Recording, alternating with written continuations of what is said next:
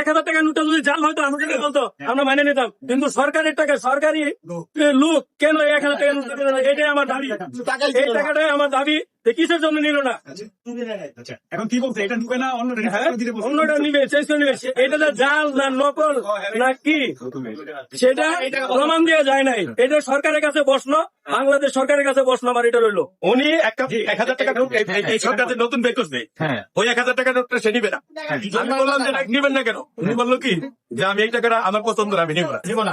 তারপরে বললাম যে তাইলে মিডিয়া ডাক দিই, কয়েছে আপনি ডাক দেন, আপনার মিডিয়া বলার পরে উনি আমগুকে চড় হয়ে গেছে। উনি আমাদের উপর চড় হয়ে গেছে। কেন ওই টাকাটা কি বাংলাদেশ সরকার তৈরি করে দেয়? ওই টাকাটা তো বাংলাদেশ এই যে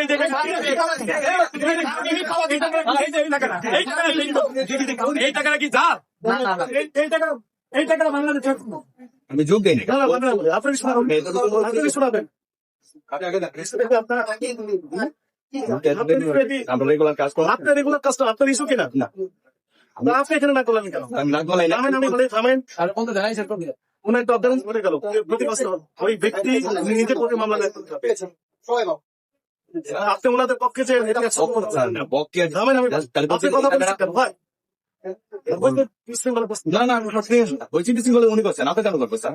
এখানে তো হ্যাঁ আমরা কেন